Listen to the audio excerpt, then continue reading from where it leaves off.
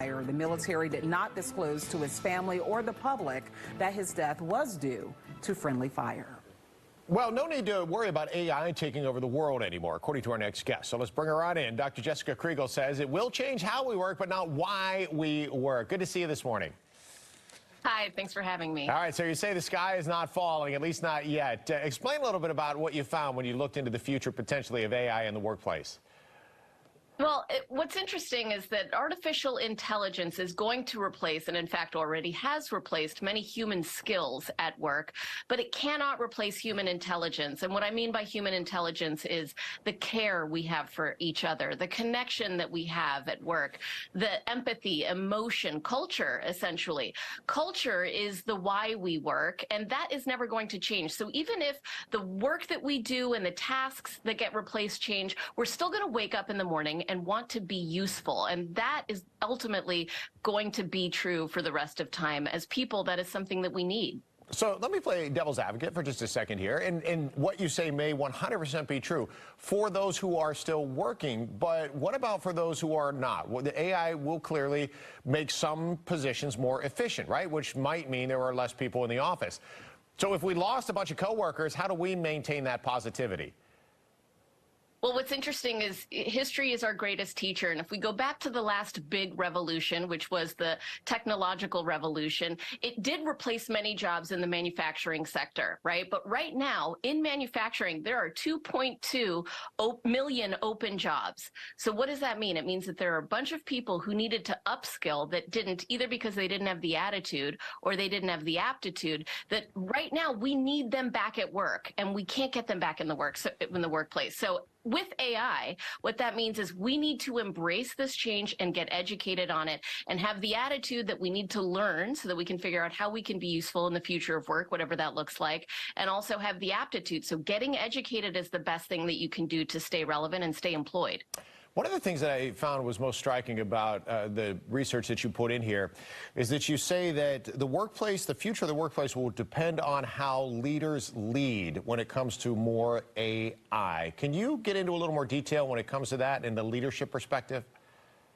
Yeah, I think radical transparency is key here. So right now, the leaders who are leaning into AI, they have two paths that they can take. They can either create more efficiencies at work, or they can create transformational new business lines and products with AI. And I've spoken with people who are in AI consulting, and it seems like right now leaders are leaning more towards efficiency. Even leaders are worried about what this will do to the future of work. And anyone who says that they know what the future of work is lying, because just like when the internet was created, we had no idea about influencer culture. AI experts themselves have no idea. So we're all on this ride together, and ultimately staying educated is the best way to stay relevant. You know, when you talked about everything with the manufacturing sector, you know, last go around when it came to the digital revolution, now we're on the cusp of the AI revolution. To stay ahead of it for those who want to continue contributing to the workforce and want to get that human interaction, is there any particular sector, I guess, you see that would be most at risk initially, perhaps, from an AI takeover, that maybe if people are in that, they can pivot now to get ahead of the curve?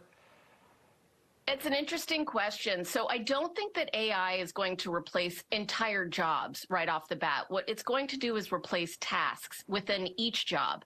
So I think job roles will actually get reinvented as tasks get eliminated, and therefore you can take one person and have them do the role of two different people that used to exist. So ultimately, it's not as simple as, you know, the data scientists and the news anchors are no longer going to have work. It's both of us are going to have parts of our jobs replaced, and then ultimately we're going to have new jobs created that will help cover that. So it's really going to change everything about how we even think about job roles. It makes for fascinating conversation and arguments now.